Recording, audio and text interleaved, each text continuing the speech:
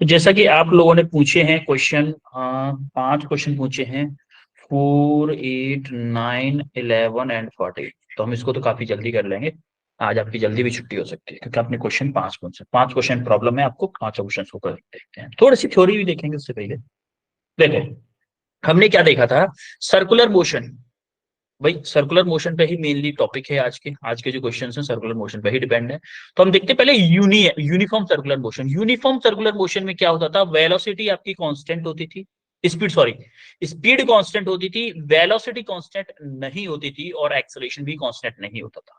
उसमें क्या होता था? एक सेंट्रीपिटल एक्सेलरेशन लगता था टुवर्ड्स द सेंटर। सेंटर जैसे अगर मेरा ऑब्जेक्ट यहां पे होता तो मेरा एसी ऐसे लगता, अगर मेरा ऑब्जेक्ट यहां पे होता तो मेरा एसी ऐसे लगता, अगर मेरा ऑब्जेक्ट यहाँ पे होता तो मेरा एसी ऐसे लगता। टुवर्ड्स द सेंटर लगता है ये हमेशा। उसका मैग्नीट्यूड क्या होता है? V square upon R. ये क्या है?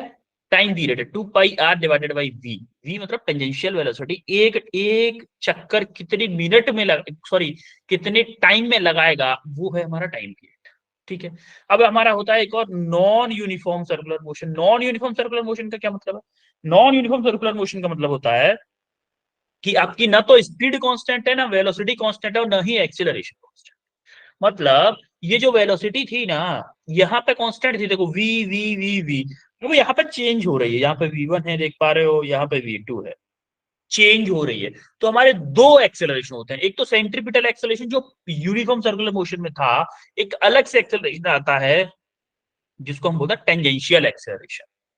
क्या बोलते हैं? Tangential acceleration. तो centripetal acceleration same to same होता है V square upon R. Tangential acceleration होता है हमारा D V upon D T. और हम जब दोनों को ऐड करते हैं तो हमारा आता है नेट एक्सेलरेशन। नेट एक्सेलरेशन, दोनों को वेक्टर वेक्टर वेक्टोरियली ऐड करते हैं, वेक्टोरियली। जैसे मान लो मेरा एटी है ऐसे और एसी है मेरा ऐसे, तो इनका रिजल्टेंट कुछ मेरा एक्सेलरेशन, नेट एक्सेलरेशन इधर आएगा। नेट एक्सेलरेशन कुछ ऐसे करके आएगा, नेट बोल दो उसको। इस टाइप से हमारा नेट एक्सेलरेशन आएगा। क्लियर है यहां तक भाई? थोड़ा यस रिकॉल सर। करवा रहा हूं मैं आपको। ओके। अब हमारा आता था बैंकिंग ऑफ द रोड। था बैंकिंग ऑफ द रोड्स क्या था?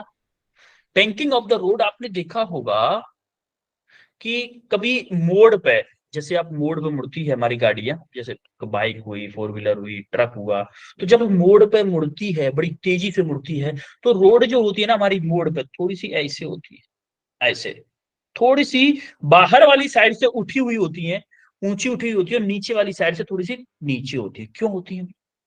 जिससे कि हमारा, जैसे हमारा जब मुड़ते हैं हम तो हमारा सेंट्रीपिटल फोर्स आउटवर्ड लगता है, मतलब उसको बाहर की तरफ खींचने की कोशिश करता है। और हमारा फ्रिक्शन इकलौता ऐसा होता है जो कि उसका अपोज करता है। तो हमारे फ्रिक्शन की हेल्प करने के लिए एक वेट का, उसके वेट का एक कंपोनेंट ले लेते हैं, या फिर बोले कि उसके वेट की तरफ एक कंपोनेंट आ जाता है हमारा फ्रिक्शन का, ये भी बोल सकते हो आप। तो उसके लिए हमारी मिनिमम कितनी वेलोसिटी हो, डेरिवेशन हम नहीं देखेंगे क्योंकि डेरिवेशन टाइम टेकिंग प्रोसेस है। मिनिमम और मैक्सिमम, सॉरी मैक्सिमम, मैक्सिमम कितनी वेलोसिटी हो जिससे कि हम जब मोड़ पे मोड़ रहे हैं अपनी बाइक को या फोर व्हीलर को या ट्रक को, तो हमारा पलटे ना। आपने देखा होगा, मूवीज में देखा होगा कि कभी ज्यादा स्पीड में गाड़ी जा रही है और मोड़ पे ऐसे मोड़ा तो गाड़ी ऐसे पलट गई, पलट जाती है ऐसे करके। देखा है? एक यस मूवीज में सर। देखा होगा, बॉलीवुड की मूवीज में यस। देखा होगा। तो ऐसा होता है, वो किस वजह से होता है? बैंकिंग ऑफ द रोड्स की वजह से होता है। वो एक्चुअली में सेंट्रीपिटल फोर्स बाहर की तरफ खींचता है, फ्रिक्शन अंदर की तरफ खींचता है। फ्रिक्शन जब कमजोर पड़ जाता है, सेंट्रीपिटल फोर्स ज्यादा हो जाता है, तो गाड़ी को पलट। तो उसी के लिए हमारी मैक्सिमम वेलोसिटी कितनी होनी चाहिए जिससे कि गाड़ी पलटे ना, तो वो होती है R g tan थीटा। जहां पर थीटा क्या होता है? Angle of the road. Angle जैसे बकल की है, थोड़ी सी ऐसे टेढ़ी है, तो ये जो एंगल होगा हॉरिजॉन्टल के साथ में, ये वाला एंगल। ठीक है। और अगर टेन थीटा नहीं दिया है, थीटा अगर नहीं दिया है तो म्यू दिया हुआ है, तो आपको याद हो एंगल ऑफ रिपोज के टाइम पे हमने mu equal to tan theta prove किया था, याद है? तो हम टेन यस थीटा सर। की जगह पे म्यू यूज कर सकते हैं। तो वी मैक्स हमारा एक तो फॉर्मूला होता है under root mu G R, या फिर होता है mu G tan theta, sorry R G tan theta. RG tan theta, जहां पर R क्या होता है, रेडियस ऑफ कर्वेचर, जो जो मोड है आपकी किस सर्किल की, उसका रेडियस ऑफ कर्वेचर क्या है, बोलो चमका। है भाई? Yes sir. ठीक है, अब हम आते हैं आपके पूछे हुए क्वेश्चन। सबसे पहला क्वेश्चन आपने पूछा fourth, fourth question, in a uniform circular motion the quantity which is variable is, देखो क्वांटिटी वेरिएबल कौन सी होती है, उसने कौन सा, कौन सी क्वांटिटी वेरिएबल होती है। अच्छा, uniform circular motion, uniform circular motion अभी हमने देखा, यूनिफॉर्म सर्कुलर मोशन में मेरी स्पीड क्या होती है, कांस्टेंट होती है कि नहीं। वेलोसिटी क्या होती है भाई, कांस्टेंट नहीं होती है। और एक्सेलरेशन क्या होता है भाई, कांस्टेंट नहीं होता। यही था यूसीएम में, यस है सर। कि नहीं। ठीक है भाई, अब एक चीज बताओ मेरे को, स्पीड, स्पीड ये क्या बोल रहा है, कांस्टेंट होती है, ये क्या पूछ रहा है, वेरिएबल हो, तो कौन सा क्वांटिटी वेरिएबल होती है, मतलब स्पीड तो मेरी कांस्टेंट होती है, मतलब ये तो नहीं हो सकता। यस और नो, बोलो। यस। ठीक है, अब हम आते हैं काइनेटिक एनर्जी पे। काइनेटिक एनर्जी भाई, काइनेटिक एनर्जी का फॉर्मूला क्या होता है, हाफ एम वी इसका, जहां पे वी क्या होता है मेरा, स्पीड होती है। एक बात बताओ, मास मेरा कांस्टेंट है, स्पीड मेरी कांस्टेंट है, तो क्या मेरी काइनेटिक एनर्जी भी कांस्टेंट होगी, होगी कि नहीं होगी, बोलो भाई। मास भी कांस्टेंट है, स्पीड भी कांस्टेंट, इसमें स्पीड भी कांस्टेंट है ना, स्पीड भी कांस्टेंट है, तो ये क्या होगी हमारी, कांस्टेंट होगी। कांस्टेंट होगी, इसका मतलब ये भी आंसर नहीं, उसने पूछा वेरिएबल कौन सी होगी, तो देखो ये दो नहीं है, इसका मतलब ये भी नहीं हो सकता, तो ऑप्शन क्या होगा, ऑप्शन सी होगा। अब देखो सी को कैसे निकालते हैं, मोमेंटम क्या होता है, मोमेंटम होता है मास इनटू वेलोसिटी, होता है कि नहीं। अब देखो मास, वेलोसिटी क्या होती है, वेलोसिटी एक, वेलोसिटी कांस्टेंट नहीं होती है, कांस्टेंट नहीं होती है, velocity not constant, not constant का मतलब क्या है, वेरिएबल होगी भाई। वेरिएबल, अगर वेलोसिटी मेरी वेरिएबल है, तो क्या मोमेंटम भी वेरिएबल हो जाएगा। Yes sir. तो ऑप्शन कौन सा करेक्ट होगा, ऑप्शन सी, बोलो चमका। Yes sir. फोर्थ क्वेश्चन के बाद में आपका eight question, question number eight, eight question देखो, a mass is tied to a string and the mass is in executing, executing बोलना हुआ, the mass is executing a circular motion। देखो एक string है जो कि सर्कुलर मोशन में rotate कर रही है, उसने बोला है, ठीक है। अब क्या है, if the length of the string is gradually increased, अगर मैं स्ट्रिंग की लेंथ को धीमे धीमे इंक्रीज कर रहा, तो क्या हो, और एक चीज और, gradually increase by keeping centripetal force constant, तो हमारा कंसेप्ट आएगा कहां से, सेंट्रीपिटल फोर्स, सेंट्रीपिटल फोर्स का फॉर्मूला क्या होता है, एम वी स्क्वायर ओवर, होता है कि नहीं। Yes sir. अब एक बात बताओ, उसने क्या बोला है, लेंथ ऑफ द स्ट्रिंग, अर्थात लेंथ ऑफ द स्ट्रिंग क्या होता है, लेंथ ऑफ द स्ट्रिंग क्या रेडियस ऑफ रोटेशन होती है। Yes sir. जितनी लंबी रस्सी होगी, कि आपके रोटेशन की रेडियस उतनी ही ज्यादा तेज होगी, जैसे आप हॉरिजॉन्टल सर्किल में घुमा रहे हो। यस और नो, यस सर। उसने क्या बोला है, अगर मैं आर को, इसको मुझे क्या रखना है, कांस्टेंट रखना है, ऑलवेज रिमेन कांस्टेंट,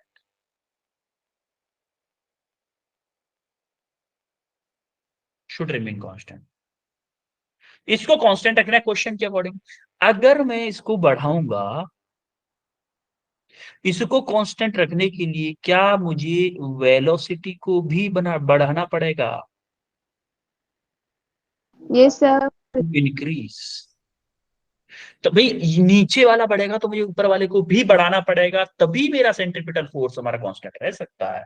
तो हमारा आंसर कौन सा होगा? Velocity will be increase. Option E is the correct answer. बोलो चमका। Yes, sir. ठीक है। अब आता है नाइन्थ क्वेश्चन। अब नाइन्थ क्वेश्चन क्या बोलता है भाई? नाइन्थ क्वेश्चन थोड़ा अच्छा देखते हैं। क्वेश्चन, अ पार्टिकल ऑफ 10 ग्राम, क्या कहते हैं, लिखते हैं जरा। मास मेरे को दे रखा है कितना? 10 ग्राम। 10 ग्राम क्या बोल दो? 10 × 10⁻³ केजी में कन्वर्ट कर ले, कोई दिक्कत नहीं है। Along a circle of radius 6.4 centimetre. Radius कितना दे रखा है? 6.4 सेंटीमीटर। इसको मीटर में कन्वर्ट कर दो, 6.4 × 10⁻²⁰ मीटर। ठीक है। With a constant tangential acceleration. ठीक है। What is the magnitude of the acceleration if the kinetic energy of the particle become, देखो काइनेटिक एनर्जी उसने दे दी कितनी? 8 × 10⁻⁻⁴ joule by the second revolution after bringing, after beginning of the motion. मतलब beginning of the motion से 2 revolution के बाद में उसकी kinetic energy इतनी हो जाती है। 2 रिवॉल्यूशन के बाद, 2 रिवॉल्यूशन में वो कितना डिस्टेंस चला होगा, क्या मैं ये निकाल सकता हूं? एक रिवॉल्यूशन में, एक रिवॉल्यूशन में कितना डिस्टेंस चलता है मेरा? एक रिवॉल्यूशन में डिस्टेंस कितना होता है? 2 पाई × r होता है कि नहीं होता है, बताओ। है भाई? Yes, sir. अब तो 2 रिवॉल्यूशन में कितने होगा? 4 पाई r होगा भाई, 2 का मल्टीप्लाई कर दो ना। तो अगर मैं बोलूं तो मेरा Yes, sir. डिस्टेंस कितना होगा? 4 पाई r मीटर की मेरी डिस्टेंस चला है। कितना काइनेटिक एनर्जी है? अब जरा एक बात बताओ, क्या मेरी काइनेटिक एनर्जी कितनी दे रखा है? 8 × 10⁻⁻⁴ देखो इनिशियल तो जीरो है क्योंकि बिगिनिंग से ले रहा है। इनिशियल जीरो है, इसका मतलब यू तो मेरा जीरो है। तो ये मेरी एक्चुअली में final kinetic energy. Final kinetic energy क्या होगा? ½ mv² = 8 × 10⁻⁻⁴। तो ½ m क्या है मेरा? 10 × 10⁻⁻³ × v² = 8 × 10⁻⁻⁴। अब देखोगे, हाफ 10 × 10⁻³ इसको सॉल्व करना है बस। इसको 5 कर दो, इसको 5 कर दो तो v² आपका आ जाएगा 8 × 10⁻⁻⁴ डिवाइडेड बाई, इसको नीचे ले आओ, 5 × 10⁻⁻3। तो आपका आ जाएगा 8/50। v² इक्वल टू, तो v इक्वल टू आ जाएगा √8/50। यानी कि अगर मैं इसको कैंसिल करूं थोड़ा सा, 2 से, 2 × 4 = 8 और 25 टाइम्स, तो 4/25। ये तो समझ में आया 8/50 कैसे आया है? देखो Yes, sir. यहाँ पे -3 है, ये -4 है, ये ऊपर जाएगा, -1 बचेगा पावर 10 का, उसको मैं नीचे ले आया, 15 कर दिया। तो 4/25, 4/25 मतलब 2/5 आ जाएगा। आएगा कि नहीं आएगा 2/5? Yes, अरे sir. बोलो, अंडर रूट से बाहर 2/5 आएगा, तो इसको सॉल्व करने के बाद क्या आएगा? 0.4। अरे zero point Yes, four sir. Metre पर सेकंड आएगा कि नहीं आएगा? तो मेरा v आ गया भाई। देखो अब आप देखोगे, मेरे को u पता है 0 है, v पता है 0.4 मीटर पर सेकंड है, और मेरे को s पता है कितना? 4 पाई r। 4 पाई r ऐसे इसको सॉल्व कर लेते क्या? s को यार सॉल्व कर लेते, 4 पाई r। तो s equal to 4 pi r कितना है भाई? r है मेरा, ये है 6.4, 6.4 × 10⁻⁻²। तो s मेरा आ जाएगा यहाँ से, इसको सॉल्व करोगे तो आपका आएगा 0.8 मीटर। मेरा एस ये आ गया। एस कितना दे रखा है? 0.8 मीटर। तो आप कौन सा इक्वेशन यूज करूं जिससे मैं ए को निकाल सकूं, एक्सेलरेशन निकाल सकूं? कोई बताएगा क्या?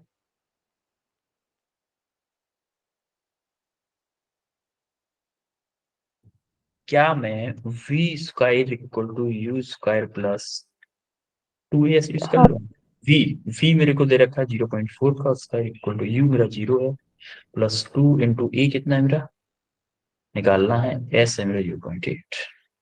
0.4 का स्क्वायर यानी कि 0.16 इक्वल टू 2 इंटू 0.8, तो 1.6 ए क्या होगा 0.16 डिवाइडेड बाई 1.6, तुम देखो जरा, हाँ 1.6 divided by 1.6 into 10 to the power 10 ऐसे लिख सकता हूँ, सॉरी 10 टू द पावर -1। कोई दिक्कत किसी को, क्योंकि पॉइंट को मैं इधर लाया हूँ ना तो -1 होगा।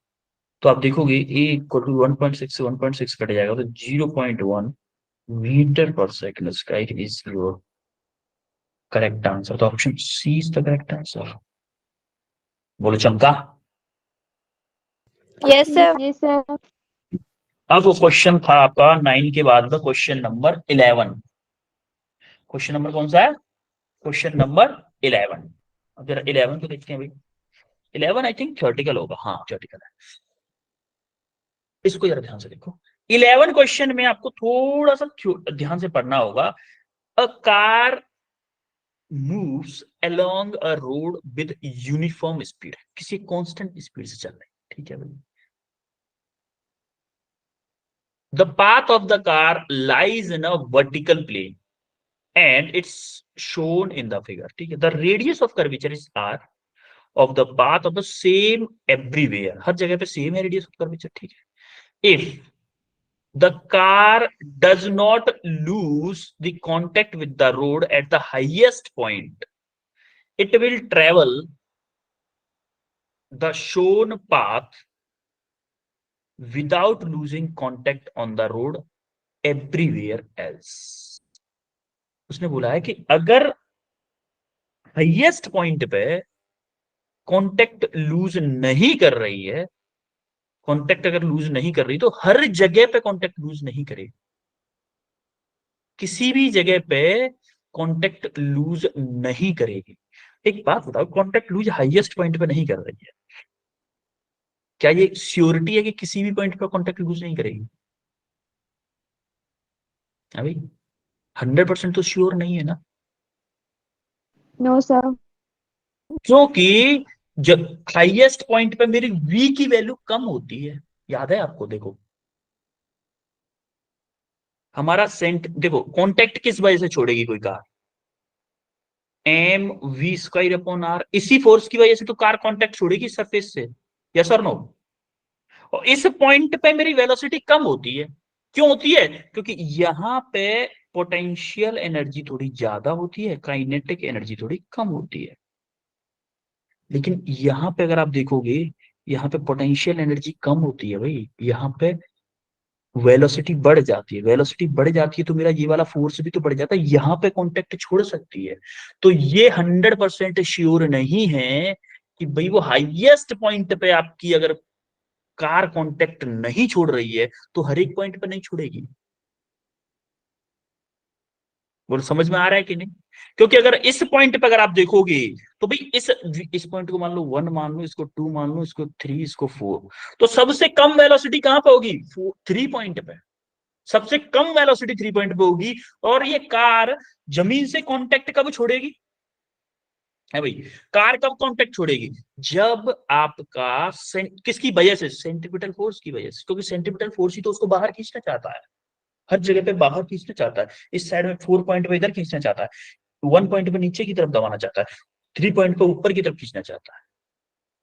तो अगर 3 पॉइंट पे कांटेक्ट नहीं छोड़ रही है तो ये 100% श्योर नहीं है, क्योंकि 3 पॉइंट पे वेलोसिटी सबसे कम है। 4 पॉइंट पे वेलोसिटी ज्यादा हो सकती है भाई।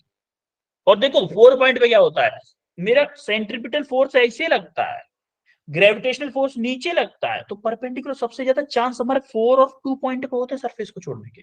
तो आप अगर कभी देखिएगा, कभी ऐसे कोई वो हो स्लोप टाइप की चीज हो, वहां से किसी को लुढ़काइएगा, तो वो देखो जब से टॉप पे होगा वहां से कांटेक्ट नहीं छोड़ेगी। जैसे ही आप देखोगे कि थोड़ा सा स्लोप बनेगा ना, ऐसे कोई है मान लो, देखो यहां से ऐसे लुढ़कती हुई आ जाएगी, लेकिन ऐसे इस जगह पे जैसे आएगी ना तब कांटेक्ट छोड़ती है। कोई चीज गिरती है तो ऐसे गिरती है, कभी ऐसे नहीं गिरती है, ऐसे ऐसे नहीं गिरती, किसी स्लोप से गिरती है। तो अगर सबसे ज्यादा चांस होते हैं इस सरफेस पे, इस जगह पे, जैसे जो मैंने पॉइंट 2 और 4 बनाया है ना, इस पॉइंट्स पे सबसे ज्यादा चांस होते हैं कांटेक्ट को छोड़ने के। आ रही है बात समझ में? क्यों होते हैं? क्योंकि यहाँ पे मेरा जो वेट होता है वो परपेंडिकुलर हो जाता है सेंट्रीपिटल फोर्स के, ऐसे हो जाते हैं, जैसे सॉरी, सेंट्रीपिटल फोर्स ऐसे और वेट मेरा ऐसे नीचे की तरफ, नीचे की तरफ, ऐसे। ये मेरा सेंट्रीपिटल फोर्स है, ये मेरा वेट है, ऐसे करके हो जाते हैं। फर्स्ट फर्स्ट और थर्ड केस में ऐसा नहीं होता। फर्स्ट और थर्ड केस में अलोंग द सेम लाइन लगते हैं, सेंट्रीपिटल फोर्स भी और वेट भी। हवा लग रही है कुछ कि सब ऊपर होके निकल रहा है भाई? लग रही है हवा? Yes, sir. तो हमारा Yes, sir. फर्स्ट ऑप्शन तो हमारा इनकरेक्ट हो गया भाई, फर्स्ट ऑप्शन तो इनकरेक्ट हो गया। तो सेकंड को देखते हैं। For the car lose the contact on the road with the road, the normal reaction between car and road should be zero. हाँ, ये बात बिल्कुल सही है कि अगर कॉन्टेक्ट छोड़ रही होगी उस टाइम पे क्या होगा, नॉर्मल रिएक्शन जीरो के आसपास हो जाएगी, या फिर क्लोज टू जीरो हो जाएगी, या फिर जीरो के इक्वल हो जाएगी। क्योंकि जब आप किसी चीज से कांटेक्ट छोड़ रहे हो तो उसके ऊपर वेट, रिएक्शन तो कुछ, वेट तो कुछ लगाओगे नहीं, वेट नहीं लगाओ तो नॉर्मल रिएक्शन जीरो होगी। तो हमारा सेकंड ऑप्शन इज करेक्ट है, लेकिन फर्स्ट स्टेटमेंट फॉल्स है। तो कौन सा ऑप्शन करेक्ट होगा भाई? फर्स्ट में गलत किसको बता रहा है? थर्ड ऑप्शन में ही बता रहा है सिर्फ फर्स्ट को गलत, तो ऑप्शन सॉरी फोर्थ में, fourth option is the correct answer. बोलो कोई दिक्कत किसी को? No, sir. Okay. अब 11th के बाद में आपका एक और क्वेश्चन है, क्वेश्चन नंबर 14। अब इस क्वेश्चन को देखते हैं भाई, क्वेश्चन नंबर 14। क्वेश्चन नंबर 14 में आपको क्या दे रखा है? A particle of mass m is moving in a circular path with constant radius r such that centripetal acceleration ac आपको दे रखा है। ac कितना दे रखा है? k square r t square, ac आपको दे रखा है। वेयर की एज ए कांस्टेंट। तो पावर क्या होती है बेटा? कोई पावर बताएगा कि पावर का फॉर्मूला क्या होता है? क्या फोर्स इंटू वेलोसिटी होती है? तो एफ इंटू वी होती है कि नहीं? Power equal to force into velocity होती है कि नहीं? अरे आवाज नहीं आ रही। Yes, sir. तो देखोगे हमें Yes, sir. सेंट्रीपिटल एक्सेलरेशन दे रखा है। सेंट्रीपिटल एक्सेलरेशन को क्या लिख सकते हैं हम? सेंट्रीपिटल एक्सेलरेशन का फॉर्मूला क्या होता है? वी स्क्वायर अपॉन आर होता है कि नहीं होता है? इक्वल टू के स्क्वायर आर टी स्क्वायर। तो अब देखो आर को इधर भेज दो, तो वी स्क्वायर इक्वल टू मेरा हो गया K square R square T square. तो वी पूरे से रूट ले लो पूरे का, तो v equal to K R square T, sorry R R R से भी तो हट जाएगा रूट। अब क्या करो, हमें चाहिए क्या? Tangential acceleration. आपको याद है मैंने बताया था ए टी इक्वल टू क्या होता है? D V over D T. D V over D T यानी कि इसका डिफरेंशिएट करेंगे तो क्या आ जाएगा? के आर आएगा। हमें टेंजेंशियल एक्सेलरेशन पता चल गया। फोर्स क्या होता है? फोर्स क्या होता है? F equal to M into A T. M क्या है मेरा? एम पता नहीं है। ए टी क्या है? एम की आर, की आर है ना ए टी, की आर निकला। तो हमें फोर्स पता चल गया, वेलोसिटी पता है। क्या हम यहां से पावर निकाल सकते हैं भैया? क्यों भैया, निकाल सकते हैं कि नहीं? है? Yes, sir. तो उसको थोड़ा अच्छे से लिखते हैं। तो हम यहाँ पर सिंपल वैल्यू पुट कर दो, पावर इक्वल टू फोर्स क्या है? एम की आर इंटू वेलोसिटी क्या है? के आर टी। तो देखो यहाँ पे क्या है, एम तो एम के साथ कोई नहीं है, के साथ देखो के स्क्वायर हो गया, Uh, के स्क्वायर हो गया, आर आर आर स्क्वायर हो गया इंटू टी। तो पावर आपकी ये है। This is your correct answer, option B is the correct answer. बोलो कोई दिक्कत किसी को? no, sir. ऑल क्लियर है सबको? Yes, sir. Yes, sir. और किसी क्वेश्चन में तो डाउट नहीं है किसी को? No, sir. No, sir. Okay then, अभी तो No, sir. टाइम टाइम है वैसे, बता सकते हो, आप बता सकते हो, टाइम है हमारे पास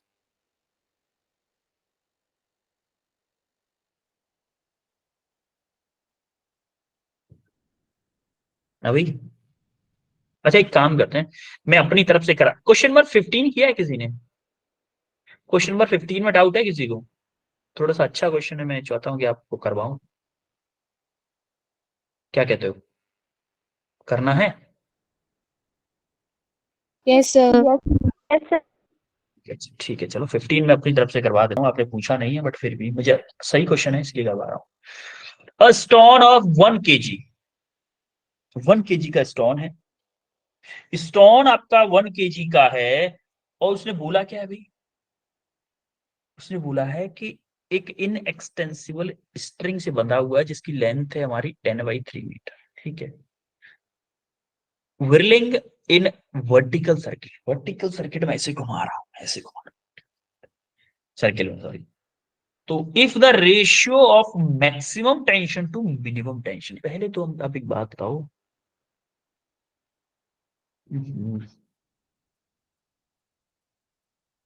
जब मैं वर्टिकल सर्किट में घुमा रहा हूं तो मेरी मिनिमम टेंशन कहां पे होगी, मैक्सिमम टेंशन कहां? देखो जब मेरा यहां पे होगा तो mv² अपॉन आर इधर लग रहा होगा, टेंशन इधर लग रही होगी, mg इधर लग रहा होगा। जब इधर होगा तो mg इधर लग रहा होगा, mv² ओवर आर इधर लग रहा होगा, टेंशन इधर लग रही हो। तो इसको ए पॉइंट मान लो, इसको मैं बी पॉइंट मान लूं। तो ए पॉइंट पे मेरी क्या होगी, टेंशन मैक्सिमम होगी, और बी पॉइंट पे टेंशन क्या होगी, मिनिमम। इधर देखो कैसे, देखो मिनिमम टेंशन के लिए लिखो पहले सोल्यूशन। मिनिमम टेंशन के लिए क्या करोगे, टी, मैं सॉरी एम जी मेरा इधर है, mv²/r इधर है, तो mv²/r माइनस के mg, ये मेरा मिनिमम टेंशन होगा। सिमिलरली मैक्सिमम टेंशन क्या होगा, देखो ये दोनों के दोनों एक साइड में हैं, तो mv²/r प्लस mg। एक्चुअली में mvb करो, mva करो, क्योंकि दोनों अलग अलग जगह से। बोलो यहां तक किसी को कोई दिक्कत है क्या? No, sir. अब उसने बोला क्या है कि the ratio of maximum tension है, यानी कि T max over T minimum, उसने कितना दे रखा है, 4 दे रखा है। तो मैं यहां से क्या करूंगा, T max equal to 4 times of T minimum, क्या ये बोल सकता हूं? T max equal to 4 times of T minimum बोल सकता हूं कि नहीं? बोलो। Yes. अब एक बात Yes, बताओ sir. मेरे को, यहाँ पे मैं कंजर्वेशन ऑफ एनर्जी लगाऊं, तो क्या मेरे ए पॉइंट पे जो मेरी काइनेटिक एनर्जी होगी वो इक्वल टू होगी बी पॉइंट के पोटेंशियल एंड काइनेटिक के, होगी कि नहीं होगी बताओ? According to conservation of energy, कि kinetic energy at point A should be equal to potential energy at point B plus kinetic energy at point B, होगी कि नहीं कंजर्वेशन ऑफ एनर्जी? बताओ भाई, कोई दिक्कत किसी को? No, sir. अब आप यहां पे लगाओ जरा, हाफ एम वी ए का square equal to M G. अब देखो एच क्या होगा, आर आपकी ये है, आर आपकी ये है, तो एच क्या हो जाएगा, 2r हो जाएगा, 2r plus half M V B का स्क्वायर। अब देखो 1/2 इधर है, 1/2 इधर है, तो इसमें 1/2 का मल्टीप्लाई कर देता हूं, और 2 का मल्टीप्लाई, 2/2 का मल्टीप्लाई डिवाइड कर देता हूँ, चलो छोड़ो। 2/2 का, तो देखो ये टू कैंसिल हो जाएगा, एम एम एम कैंसिल हो जाएगा, तो हमारे क्या बचेगा, va² इक्वल टू क्या बचेगा, 2 × 2 4, 4gr प्लस vb²। कोई दिक्कत किसी को? va की No. वैल्यू निकाल ली मैंने। अब No, हमारा sir. फॉर गिवन कंडीशन, यहां पर देखो फॉर गिवन कंडीशन क्या है भाई, टी मैक्स इक्वल टू है मेरा 4 times of T minimum. T max की वैल्यू क्या है, एम वी ए का square divided by R minus के एम जी, सॉरी मैक्स की प्लस है, इक्वल टू वी बी है, ये भी वी बी है। मैंने उल्टा कर दिया क्या? हाँ उल्टा कर दिया, यहाँ पे वी बी होगा, क्योंकि मिनिमम मेरी यहाँ पे है ना, मैंने मिनिमम में वी ए लिख दिया है, बी ये होगा ए बाई ए, क्योंकि मैक्सिमम ए पॉइंट पे है। तो आप देखोगे 4 टाइम्स ऑफ टी मिनिमम क्या है, एम वी बी का square divided by R minus के एम जी। अब जरा देखो, वी बी दोनों साइड वी बी कैसे कर दिया मैंने, ये वी ए होगा और उल्टा यहाँ पे वी ए की वैल्यू क्या यहाँ से यहाँ पे पुट कर सकता हूँ, वी ए स्क्वायर की value 4 GR plus M V B square. यहाँ पे देखो M upon R 4 GR plus V B का स्क्वायर, ये प्लस एम जी इक्वल 4 का मल्टीप्लाई करो इधर, 4 एम वी बी का square divided by R minus 4 M G. कोई दिक्कत किसी को भाई? मैंने No, V sir. A square की वैल्यू यहाँ पे पुट कर दी है बस। अब इस एम अपॉन आर का मल्टीप्लाई करो, देखो आर नीचे है, आर इस यहाँ पे ऊपर है, तो क्या होगा, आर से आर कट जाएगा, तो 4 mg plus V B square upon R, यही बचेगा, बोलो।